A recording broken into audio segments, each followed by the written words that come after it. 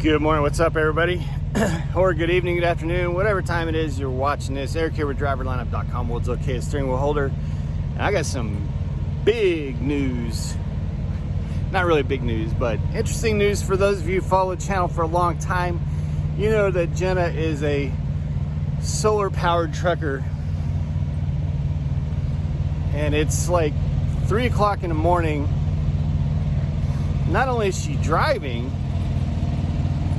it's getting noisy here for a second. Not only is she driving, she's currently doing some stuff here.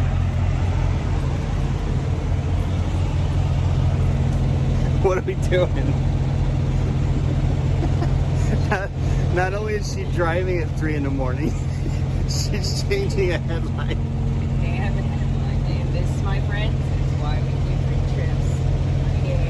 Yeah, she actually caught this on a pre-trip, which It's all for me this time. the little bulb alarm went off in the truck, but she caught it before that. It didn't go off at first. It didn't go off until after I did the full walk around with like the test bulb thing, and I'm like, that's really weird. Because I turned the truck on and I'm like, I wonder if it's just not working during the test, and then I turned the truck on and it finally came on. Yeah, so she caught it on the pre-trip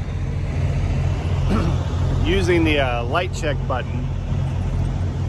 You super truckers won't know what that is, but us steering wheel holders, we have a little button in the cab, which actually on my new truck, I'll have the key fob, and it has the light test button on the key fob, so you don't even have to get in the truck to do the light test. Anyway, it rotates through all the flashers, indicators, headlights, etc. So she was doing a pre-trip this morning and caught the headlight out, and then when she started the truck, after like 2 or 3 minutes, the bulb warning came on. So yeah, she's changing the headlight.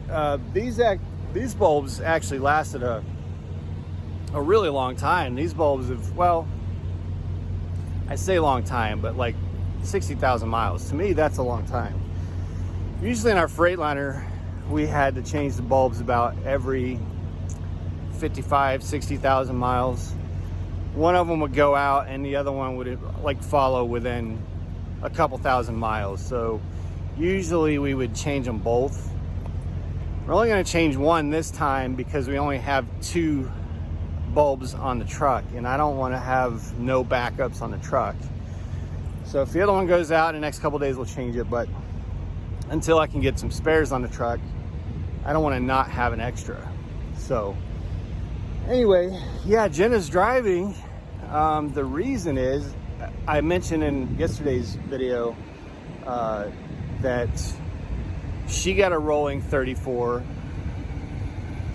the day before yesterday, and I was down to like 19 hours, and I had really crappy, really bad recaps coming back because I did most of my driving the second half of the last week. I mean, I was driving really hard. We were running really hard the second half of the last week, basically like 600 miles per shift, running those FedEx loads. So the first half of the week, because I wasn't running hard, I was only running a couple hours a night.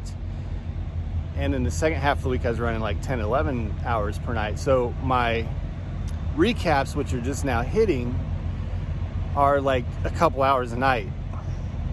I do start getting good recaps in like 3 days, but that doesn't help us now. So the reason we took this load out of Scranton going to Illinois is because it had just enough time for Jenna to run the whole thing herself and for me to get a rolling 34. So I'm not driving. I didn't drive tonight. We've been parked all night, which means I got like 11 or 12 hours of sleep. I'm ready to rock. I want to drive, but I can't. So, I mean, like, I really want to drive and I can't. It's driving me crazy. I got this much sleep and I'm feeling this good. I just want to freaking go, you know? I want to drive and I can't. So Jenna is driving because, not because she has to, but because we're parked right outside of Cleveland and we got to go through South Cleveland. It's Tuesday morning. Man, I've learned, even though Cleveland's not that bad, anytime you can go through a city at 3:30, 4 a.m., you go through the city at 3:30 or 4 a.m. Don't wait until 5 or 6.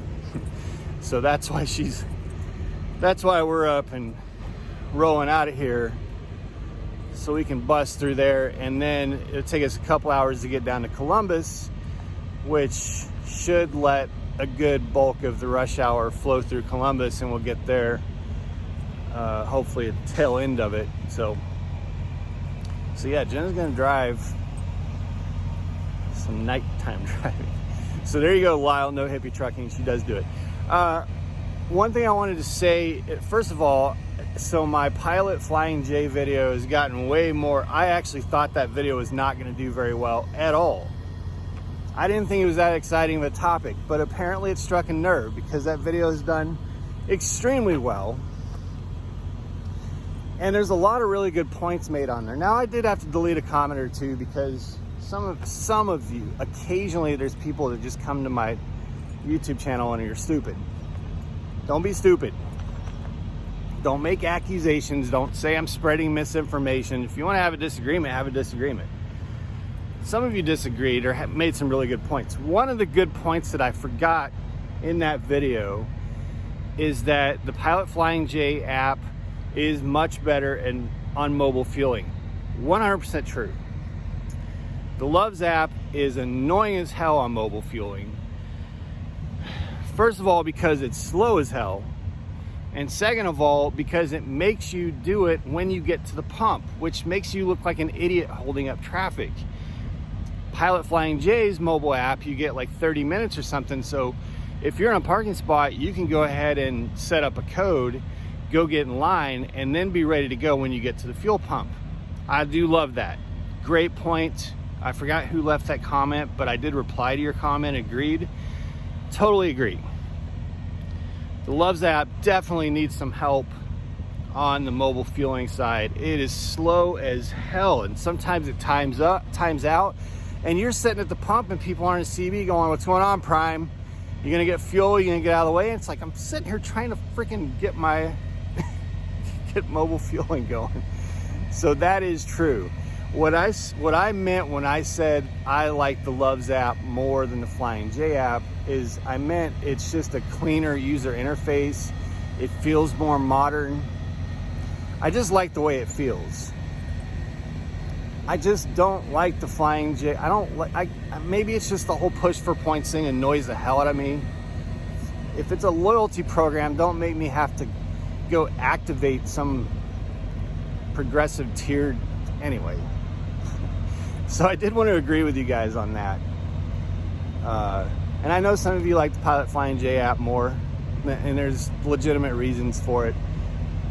Maybe I've just become a love snob. I don't know. But I did want to throw that out there. Sitting here at the Petro. Truck's looking good. Got a wash last night. All right, guys. I'm gonna go have some coffee, and I guess I'm legally allowed to sit in the front seat for 2 hours while she drives. And then legally I have to go back into bed, even though I'm obviously not gonna go right back to sleep because I just slept for 12 hours.